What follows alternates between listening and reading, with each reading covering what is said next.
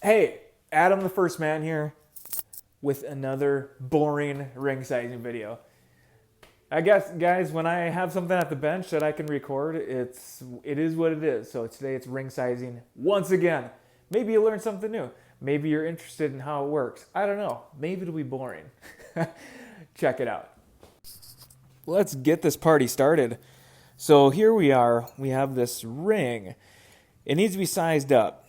So I think we're going from an 8 to a 9. So here we go.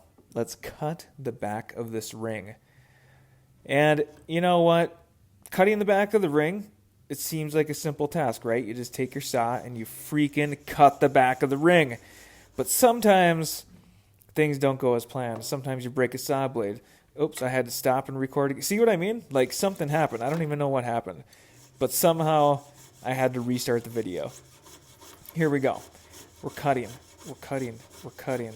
and it's boring. This is a boring video, guys. Like, let's just face it. Who wants to see me cut a ring? Oh, maybe you guys do. If you watched this far, congratulations. You're watching one of the most boring videos on YouTube about a guy just sizing a ring and filing and then sliding it on his mandrel, thinking he's cool. Check this out. I'm going to put this little piece of gold in here. Oh, yes, let's fit it in there, but you can't even see on the video because my thumb is covering it up. What a goof. Oh, there it is. You see how it just magically went in there? Some kind of sorcery happening. And then we're going to light this ring on fire because that's what we do here in the studio. We light rings on fire with cool blue and green flames, and then we adjust our camera and shake it around.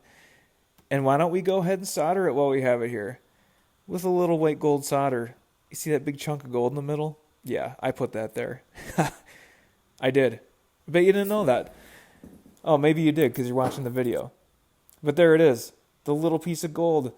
We're using what's called a torch. It's propane and oxygen, and it creates this amazing flame. And capillary action sucks that gold right into the seam.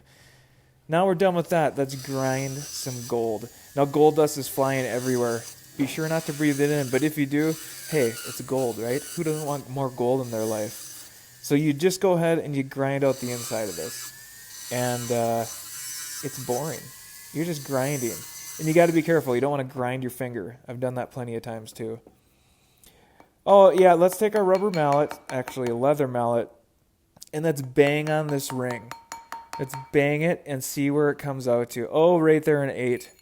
No, a 9. That's right, it's supposed to be a 9. We'll call it a 9.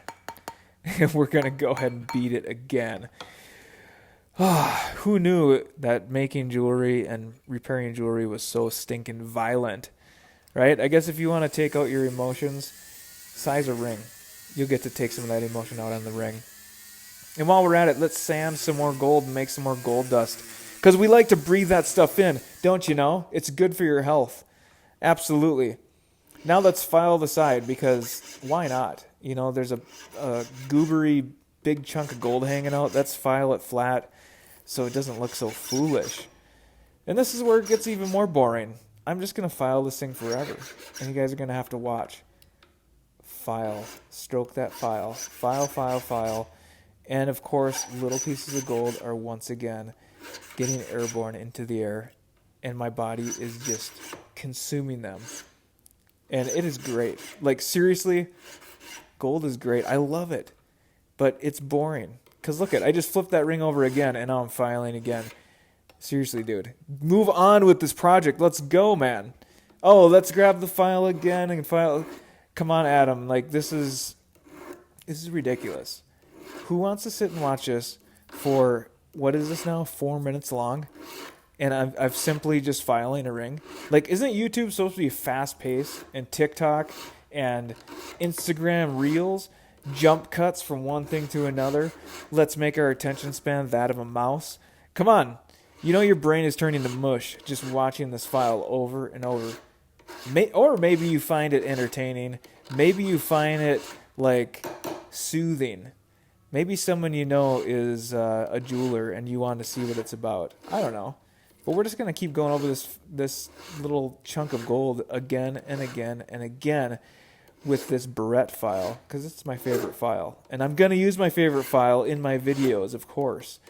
Come on, get on with this, man. It's taking forever. Oh, now what are we going to do? All right, so these are 2 bands soldered together.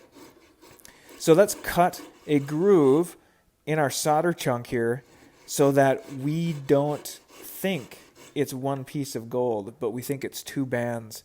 We're going to give it the illusion of being 2 bands soldered together when really this piece I just put in is 1 chunk. Bet you didn't know that. Little secret of the jeweler's bench. And, no one will ever know, right? It's standard practice, guys. Like, everybody does this. Every goldsmith is going to put a chunk of gold in there, and they're going to cut the seam so it looks like it's 2 rings. But that piece right there is 1 piece. Now we're filing it so we can hide our little indiscretion, and no one will ever know. Actually, like I said, everybody knows. This is how it's done. This is just how it's done. Let's take our blue Smurf wheel, and let's go ahead and, we got grind marks, we have file marks, we have our stinking saw blade just ran over this thing. So let's smooth it all out so we can get this thing looking like new again. Because that's the goal. It came in not looking new, and then we made it look even worse by putting a big wart-looking gold piece in, and now we have to bring it back to its original glory. So, as this boring video continues, you're going to watch me just slowly, methodically work over this ring with a rubber wheel. Oh, wait, I jumped to... you know what? I probably did some other stuff in there. I don't know.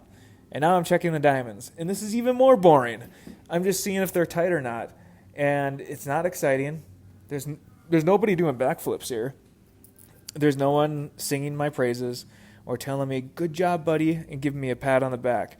But you know what? These diamonds are loose, so I have to tighten them with my graver. That's what that thing is in my hand. I don't know why it's called a graver. I mean, since when did the word grave enter a tool name, right? Why is it a graver? Why couldn't it be like a lifer or a goober or I don't know. Why a graver? I'm not sure. Maybe the guy that invented it, last name was Grave. I'm not sure. So let's go and polish this thing. All right, this is the dirty stuff. Look at it's just black, right? It's the compound, and it gets all over my fingers. It gets all over the ring. It gets all over everything. Look at that. My fingers are turning black already. It's not glamorous, guys. But you know what? It is part of the job. It's just the way it goes. And so let's bring it over to this side, to this buffing wheel, and let's get all the scratches out and bring the luster out in the gold. And, this is where it transforms. All the work we did hides off of this polishing, and it gets all shiny, and, let's put it in the cleaner. And, there it is. Finished ring, boring ring sizing video. There is the ring. I keep spinning it around because I think it's cool or something. I don't know. It's not even cool. And then my fingers get, like the wetness on there, and then it's got to dry off. There's the video.